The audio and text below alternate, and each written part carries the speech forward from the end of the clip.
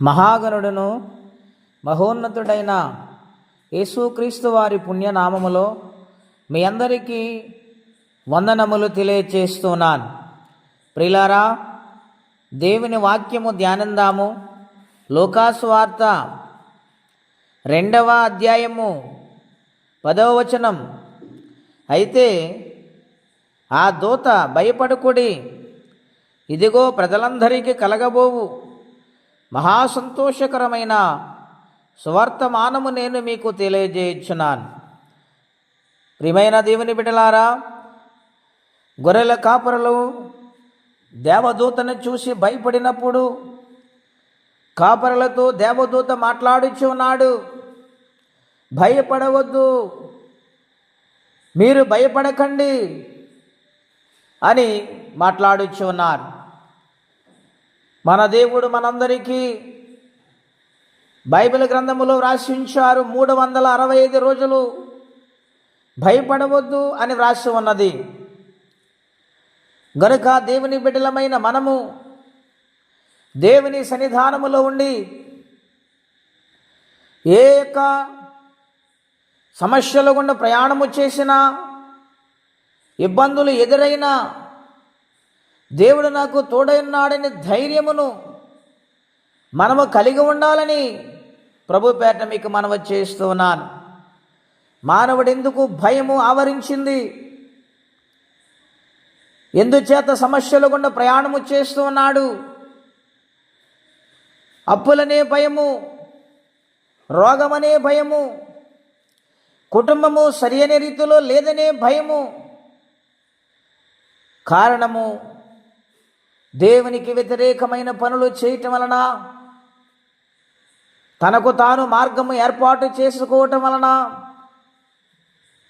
మానవుడు దేవుని భయాన్ని కోల్పోయాడు. గనుక ఈనాడు మానవులు పైకి ధైర్యముగా మాట్లాడుచున్నారు, కానీ హృదయములో ఎంతో ఆందోళన, భయము. నేనేమైపోతాను, ఈ పరిస్థితులన్నీ ఏ విధముగా మారతాయని భయపడుతూ ఉన్నాడు మానవుడు. ఆ భయము నుండి విడుదల పొందాలంటే,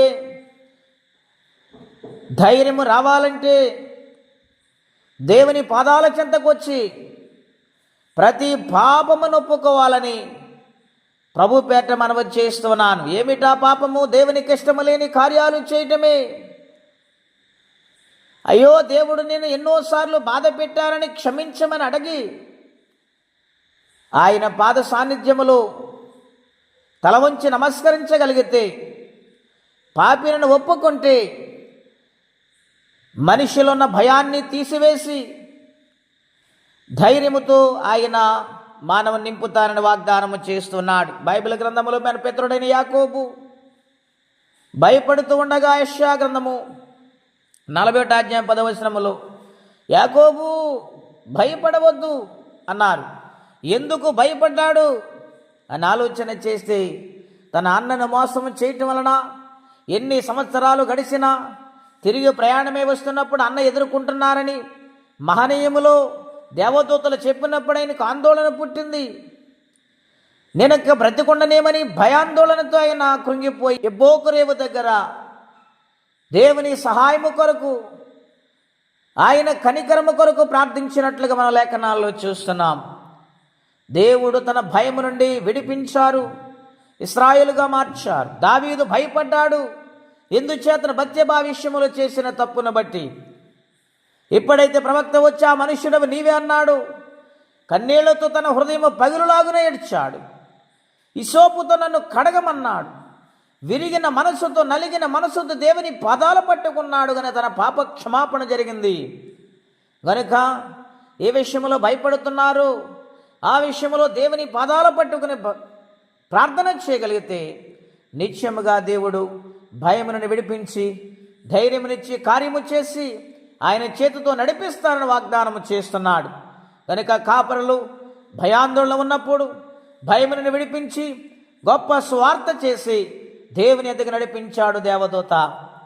ఉదయ కాల సమల వాక్యం మనందరితో మాట్లాడుచున్నది. ప్రియులారా, ఆయన దగ్గరికి వస్తే భయము నుండి విడుదల కలుగుద్ది, జయము పొందుకుంటారు. అట్టి కృపా తీర్మానం పరిశుద్ధాత్మదేవుడు మనందరికీ దయచేయునుగాక. ప్రార్థనండి. అత్యంత కృప కలిగిన దేవా, ఈ ఉదయకాల సమయంలో నాయన భయం నుండి విడిపించటకు దిగి వచ్చిన దేవుడు అయినావు.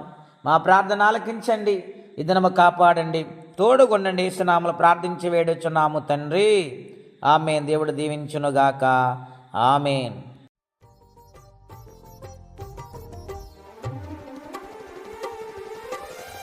నాలో ఏమి చూచి నీవు ఇంత ప్రేమ చూపినావు? నాలో